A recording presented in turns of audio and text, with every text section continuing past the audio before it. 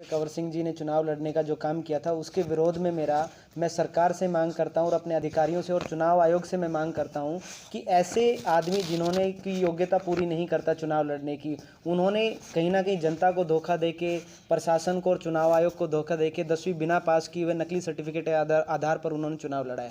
तो इसकी उनको पद पे कोई भी उनको ओथ नहीं दिया जाना चाहिए और इसकी एक निष्पक्ष जाँच होनी चाहिए, क्योंकि कानून के सामने कोई भी आदमी अपराधी होता है तो उसको बिना जाँच किए हुए अगर अपराधी उसका साबित होता है तो ऐसे पद पर उनको नहीं बिठाना चाहिए।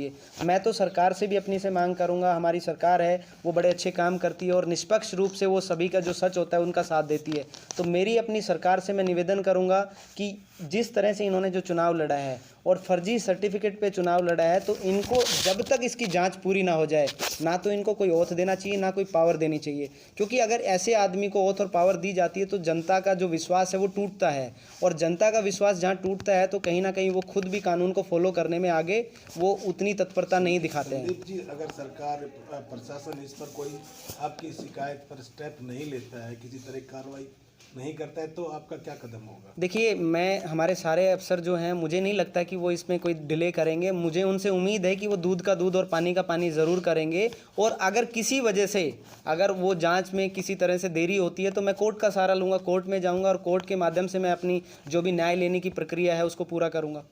आज खुद कंवर सिंह जी मीडिया के सामने आके कह रहे हैं कि आपको कोर्ट में जाना चाहिए, मेरे डॉक्यूमेंट्स सब ठीक हैं। वो सर, मुझे आप लोगों के माध्यम से एक चीज़ मैं उनसे पूछना चाहूँगा कि कंवर सिंह जी सोशल जो अपने ये लाइफ जो जीते हैं और ये जो ढोंग उन्होंने किया है, क्या उनका कोई नैतिकता नहीं बनती कि अगर उन्होंने 10वीं पास नहीं किया तो उनको इस पद पे चुनाव नहीं लड़ना चाहिए था? क्या उनका कोई दायित्व नहीं बनता कि वो जनता को ये धोखा देने का जब काम कर रहे हैं और ये सबके सामने जब आ गया है तो अगर मैं कहीं गलत हूँ तो वो मुझ पर मानहानि का केस करे? मैं तो उन पर, वो तो कानून के दायरे में अगर फंसेगा कोई आदमी तो उस पर कार्रवाई तो होगी।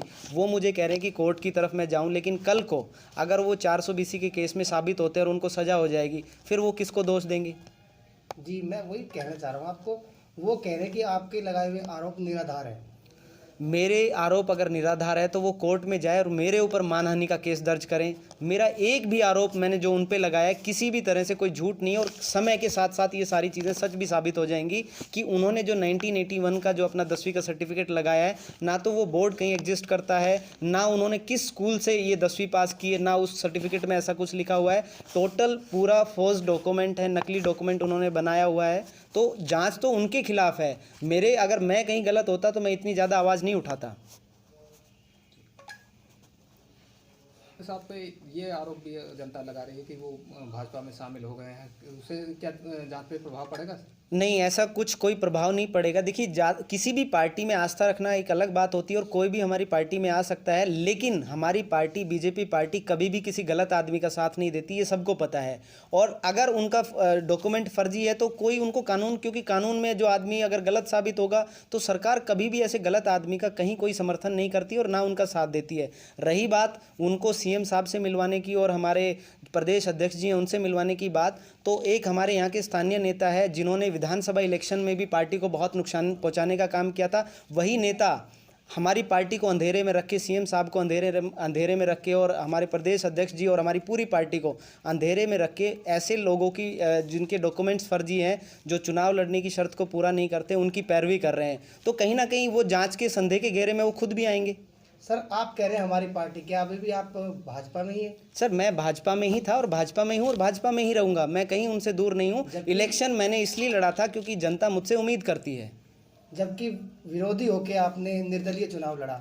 मैं विरोधी होकर चुनाव नहीं लड़ा था। देखिए, हमारी जो भाजपा पार्टी और मैं लोगों के बीच में रहा था, तो उन लोगों ने, अगर मैं चुनाव नहीं लड़ता, और मेरी पोजीशन आप देखिए, मैं दूसरे नंबर पे आया हूँ, अगर मेरा चुनाव लड़ना कहीं भी आपको लगता है कि मैं गलत लड़ा हूँ तो उन लोगों के साथ वो धोखा होता जो धारवाड़ा के लोग मुझसे उम्मीद करते हैं। अगर मैं चुनाव नहीं लड़ता, जो हमारी जेजेपी गठबंधन को जो टिकट गया था उनका प्रत्याशी 6ठे नंबर पे आया था। लेकिन वो चीज़ें हम सब भुला देते हैं। मेरा चुनाव लड़ना, अब मैंने अपनी पोजीशन और आप लोगों ने देख लिया कि क्यों मैंने चुनाव लड़ा था, मैंने अपनी जो आप लोगों के सामने साबित कर दिया है। संदीप जी, चर्चाएं तो यहाँ तक है कि मामला हाईकोर्ट तक जो विरोधी पार्षद हैं या जो चेयरमैन के उम्मीदवार हैं उन्होंने ले गए हैं। क्या बिल्कुल, देखिए, चुनाव में अगर कुछ गलतियां किसी उम्मीदवार ने की है तो कानून के तहत उसके ऊपर कार्रवाई होगी और जहां तक संभव है हर संभव कोशिश की जाएगी। चुनावी प्रक्रिया में अगर उन्होंने गलती की है तो वो सज़ा भी उनके लिए है। हाईकोर्ट में गए हैं या नहीं गए हैं? सर अभी मामला चुनाव आयोग में है। चुनाव आयोग से और हमें प्रशासन से और हमारी सरकार से उम्मीद है कि वो सच का साथ देंगे और उचित फैसला लेंगे। अगर वहाँ से हमें न्याय नहीं मिलता है, जबकि ऐसी कोई हमें लग नहीं रहा कि वहाँ से न्याय, क्योंकि जिस तरह से प्रक्रिया चल रही है वो दूध का दूध और पानी का पानी करेंगे और न्याय जनता को जरूर देंगे। वो तो कह रहे हैं ना कि आरओ से क्लीन चिट मिल गई है उन्हें। नहीं, कोई ऐसा नहीं होता। जब आरओ के पास हम नॉमिनेशन जमा कराते हैं तो वो कोई कैसा भी डॉक्यूमेंट देता है वो एज्यूम करते हैं और उसके साथ एक शपथ पत्र लिया जाता है कि उन्होंने जो कहा है, जिस उम्मीदवार ने, वो सच कहा है। अगर उन्होंने संविधान की शपथ गलत ली है उस दिन नॉमिनेशन करते समय, उन्होंने एफिडेविट झूठा दिया है, तो ये गलती उम्मीदवार की है, ना कि आरओ साहब की है। संदीप जी, बीजेपी पार्टी कभी भी किसी फर्जी और नकली और जैसे ये गलत काम करने वालों का कोई साथ कभी नहीं देती है।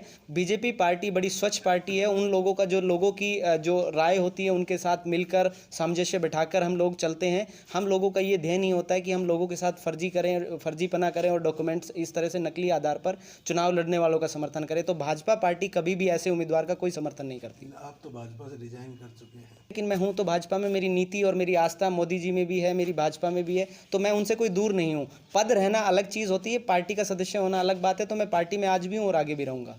तो क्या जो नए चेयरमैन है वो पार्टी के सदस्य है या नहीं है? नहीं, वो पार्टी के सदस्य नहीं है। उन्होंने जीतने के बाद चोर की दाढ़ी में तिनका, उन्होंने अपने आप के बचाव करने के लिए भाजपा की तरफ भागे हैं। उनका कभी कोई भाजपा की रीति और नीति में कभी कोई विश्वास नहीं रहा है। राजनीतिक स्वार्थ के लिए लिया गया फैसला है ये? बिल्कुल राजनीतिक स्वार्थ के लिए, उसी से भरा हुआ ये फैसला है। धारवेड़ा की जनता के साथ में धोखा नहीं है?